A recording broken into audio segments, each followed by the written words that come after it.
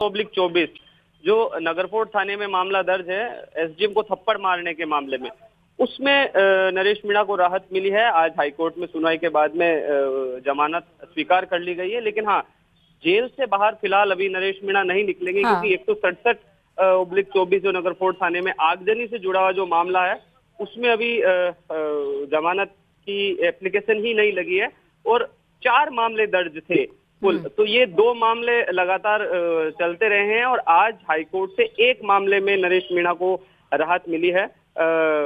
जो इनकी वकीलों की एक लंबी फौज जो टोंक में भी लगातार जो जिला और सेशन कोर्ट में यहाँ पर देखती रहती है, SC ST कोर्ट में भी मामले हैं, सेशन कोर्ट में भी है, इधर हाई कोर्ट में भी है।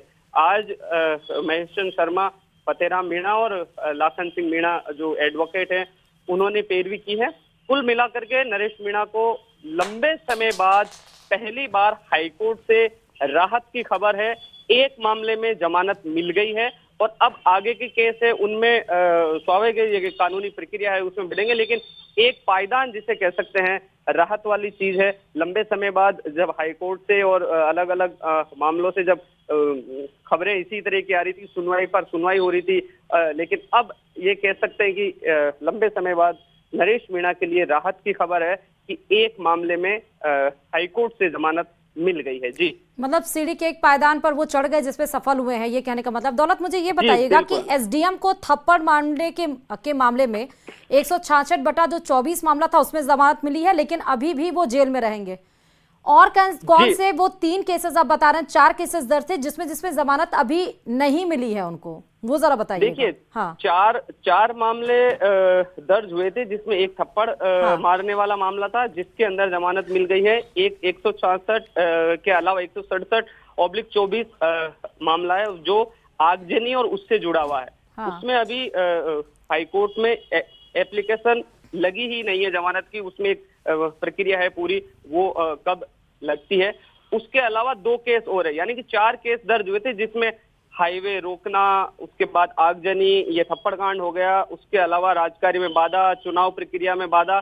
कुल मिलाकर के अलग अलग जो केस थे, 4 केस बने थे, उनमें से 2 मामलों की ये लगातार जो है कानूनी प्रक्रिया चल रही है, 2 मामले वो अलग है। लेकिन हाँ, फिलहाल अभी नरेश मीणा जेल में ही रहेंगे, लेकिन एक पायदान आगे बढ़ गई। खुशी की खबर कह सकते हैं, क्योंकि लगातार जब हाईकोर्ट में एप्लीकेशन लग नहीं रही थी, जमानत अर्जियां स्वीकार नहीं की जा रही थी और जमानत मिल भी नहीं रही थी, लेकिन थप्पड़ कांड जो सबसे बड़ा मामला था उसमें नरेश मीणा को राहत मिली है। तो अब कह सकते हैं कि आगामी दिनों में और कुछ चीजें आएगी तो, लेकिन फिलहाल नरेश मीणा जेल में ही रहेंगे। जी, मुझे ये बताइए कि अब उनके पास ऑप्शंस क्या क्या हैं, क्या कर सकते हैं आप? नरेश मीणा क्या करेंगे?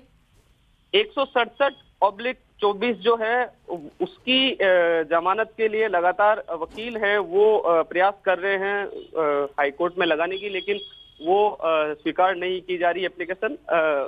वो एक प्रक्रिया के तहत जब भी वकील हाईकोर्ट में एप्लीकेशन लगाएंगे, उसके बाद में कब तारीख मिलती है, कब सुनवाई होती है और सुनवाई दर सुनवाई क्या फैसला आता है, उसके बाद ये तय होगा।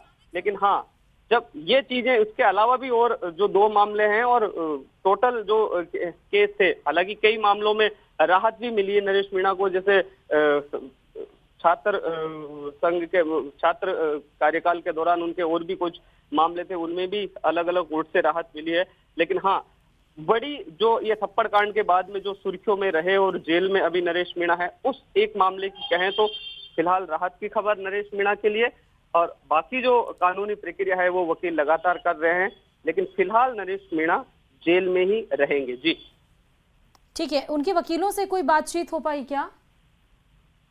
लाखन मीणा एक वकील हैं, उनसे बातचीत हुई, उन्होंने ही ये पूरी जानकारी दी और उन्हीं का कहना था कि 167/24 जो आगजनी से जुड़ा हुआ मामला है, अब उससे जुड़ी हुई जो फाइल है जमानत की, वो हाईकोर्ट में आगे बढ़ाई जाएगी।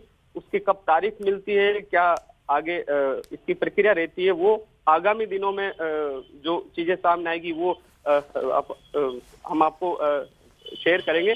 लेकिन आज की अगर खबर की बात करें, आज की तारीख में नरेश मीणा के लिए राहत की खबर है। राहत भरी दिन रहे। ठीक है, बहुत शुक्रिया दौलत तमाम जानकारी देने के लिए खबर पे। थाना इलाके में फैमिली कोर्ट है। सर्च के लिए कोर्ट परिसर खाली करवाया गया है। जयपुर के 2 कोर्ट में बम ब्लास्ट की धमकी, समय 2 बजे अल्टीमेटम दिया गया है। ज्योतिनगर थाना इलाके में है ये फैमिली कोर्ट और सर्च के लिए कोर्ट परिसर खाली करवाया गया है। तस्वीरें आपके सामने हैं। देखिए वहां पर पुलिस, एटीएस की टीम, डॉग स्क्वाड टीम और बम निरोधक दस्ता पहुंच चुका है और सर्च कार्रवाई लगातार जारी है। 2 कोर्ट को उड़ाने की धमकी यहां पर जयपुर को दी गई है। इसके पहले आपने देखा है एसएमएस स्टेडियम यानी सवाई मानसिंह स्टेडियम को 6 दिन के अंदर 2 बार धमकी मिली थी मेल के जरिए बम प्लांट करने की और बम से उड़ाने की। उसके पहले आपने देखा था कि मिनी सचिवालय को भी धमकी दी गई थी बम से उड़ाने की। उसके पहले राजस्थान के बड़े हॉस्पिटल्स को भी बम प्लांट और उड़ाने की, ब्लास्ट करने की धमकी दी गई थी। फिर उसके बाद आपको ये भी बताते चले कि जो राजस्थान के जो बड़े स्कूल्स हैं उनको धमकी मिली बम से उड़ाने की। और अब तो हद जब 2 कोर्ट को 2 बजे तक का आज का समय और बताया गया कि बम ब्लास्ट किया जाएगा। ईमेल के जरिए ये सूचना दी गई है। जैसे ही ईमेल की जानकारी लगी तुरंत ही सूचना दी गई और फौरन सभी एक्टिव मोड में वहां पर पहुंचने लगे। तुरंत परिसर को खाली कराया गया। पुलिस अधिकारी वहां पर पहुंचे, पुलिस जाब्ता पहुंचा, एटीएस भी पहुंचा, बम निरोधक दस्ता पहुंचा, डॉग स्क्वाड टीम पहुंची वहां पर और अभी तक सर्च ऑपरेशन किया जा रहा है। लेकिन अभी तक जितनी भी कार्रवाई की गई, जहां जहां तलाशी ली गई, कोई भी ऐसी संदिग्ध वस्तु नहीं मिली है जिससे कि डरा जाए। पिछली बार की तरह कई बार देखिए आप जयपुर की अगर हम बात करें, वैसे तो अलग अलग जिलों में ये बम ब्लास्ट की धमकियां लगातार मिलती रही हैं, लेकिन जयपुर की बात कर ले तो एसएमएस स्टेडियम के बाद अब कोर्ट परिसर में 2 बार 2 कोर्ट को बम ब्लास्ट की धमकी ये दी गई है। जगहों पर ये मेल रिसीव हुआ, उनमें से जो बनी पार्क कोर्ट है वहाँ पर सैनिटाइजेशन का काम पूरा हो चुका है और वहाँ पर ये पाया गया है कि ये मेल जो है होक्स थ्रेट मेल है, यानी कि उनके जो मेल में लिखा हुआ है वैसा कुछ भी पाया नहीं गया। यहाँ वाली प्रोसेस चल रही है और यहाँ पर हम वहाँ के रिसोर्सेज भी यहाँ पे डाइवर्ट करेंगे ताकि यहाँ भी जल्दी से प्रक्रिया पूरी हो जाए। देखिए आईडी की बात लिखी हुई है, लेकिन मैं ये बहुत स्पष्ट कर दूँ कि भेजने वाला व्यक्ति जो है वो कोई भी शब्द इस्तेमाल कर सकता है, क्योंकि फैक्चुअली ग्राउंड पर वैसा नहीं पाया गया। तो मैं यही कहूँगा कि ये होक्स कॉल थी। जैसलमेर से भी बड़ी खबर है, जहां अतिक्रमण को लेकर ग्रामीणों में आक्रोश देखने को मिल रहा है। बिलिया गांव में अतिक्रमण हटाने की मांग की गई है। प्रशासन ने अतिक्रमण हटाने के आदेश दिए थे। ग्रामीणों ने पुलिस थाने के आगे प्रदर्शन किया। पुलिस और प्रदर्शनकारी आमने सामने हुए। पुलिस थाने के आगे अफरा तफरी मची है।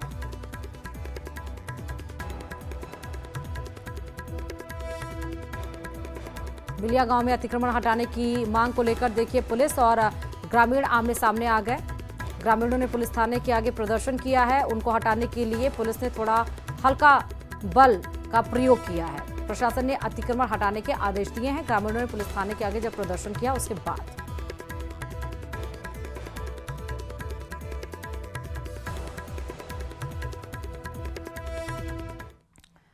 खबर कोटा से है, जहां महावीर नगर और आरकेपुरम इलाके में बदमाशों ने खूब तांडव मचाया। बदमाशों ने एक रात में घर के बाहर खड़ी गाड़ियों पर पत्थरों से धावा बोला और 50 से ज्यादा गाड़ियों के शीशे फोड़ दिए।